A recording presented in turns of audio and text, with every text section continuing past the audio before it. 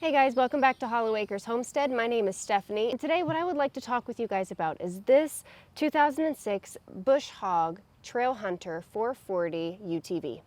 And what I'd really like to talk with you guys about today is how we revived this UTV. So we spent about $1,200 on this UTV. It was used. Now this Bush Hog is no longer produced. They stopped making it in 2008, so there are no more models like this. When we purchased this Bush Hog, it was not running. It came with a blown Honda GX 620 engine, so we decided that we should change the engine out altogether. We chose the Predator 670cc V-twin engine. We managed to get the Predator engine at Harbor Freight for $899 plus tax. So it was a really good option for us to change out the engine with a better working, more powerful engine. So let's get a close look at this UTV to see exactly what it is that we did. We did paint this front railing red. We are going to paint the camo. I'm thinking black, but I'm not entirely sure of the color. So really what's left now is cosmetic stuff. So we've got some rips in the seats that very easily reupholstered. You know, a good cleaning will do it some good. The UTV has this dump bed on the back. I would estimate it's probably 2 to 3 square cubic meters. I'm not entirely sure, but it's a decent amount of space. It carries a lot of stuff, and it's been very helpful doing some odd and ends things around the yard that I needed to do, such as moving bricks and logs and things like that. There is a switch at the top that dumps the bed automatically, making much easier work for me.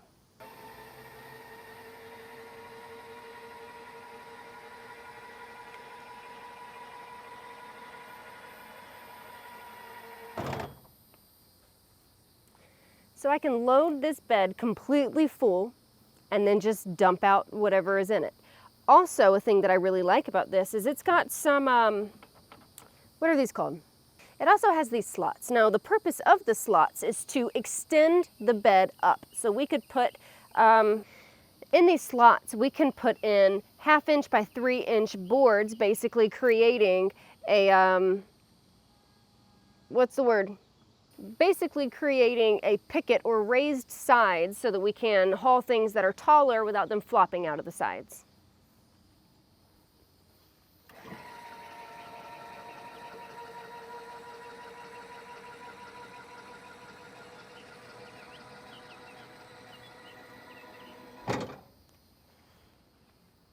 This might not be valid information, but the back does fit 3 children, which is plenty of space for us to go for rides around the neighborhood.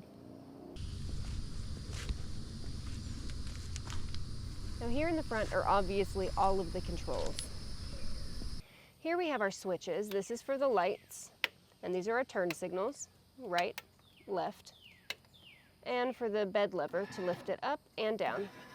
This is the choke, helps get the engine started after sitting for a while. Right here is the horn. It is not wired up and it does not currently work. We do need to replace that, and we'll get on that at some point. Here we have our fuel gauge. This is the hours that have been logged on this vehicle. And here we have our emergency lights for the parking brake and the oil whenever we're low on that. And here obviously we have the ignition switch. Here's our shifter and the gears we have: high, low, neutral, and reverse. We also have 4-wheel drive. It is on right now, but obviously to turn it off, it's just a click of a switch. Also, it comes with this 12-volt charger, which I don't foresee me ever using, but it's nice to have, and 2 cup holders. Okay, so this is for the winch that we do not have hooked up, but in and out buttons. That's pretty self-explanatory. Now that you've seen all of the obvious common sense, common UTV stuff, let's move to the front and let's see the size of the battery, and then we'll check out the engine.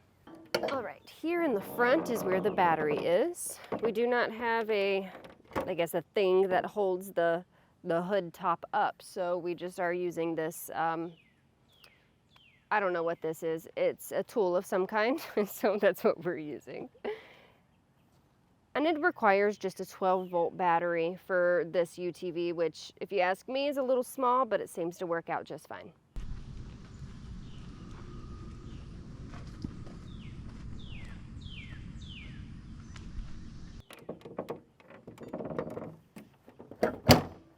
Now let's go check out the engine.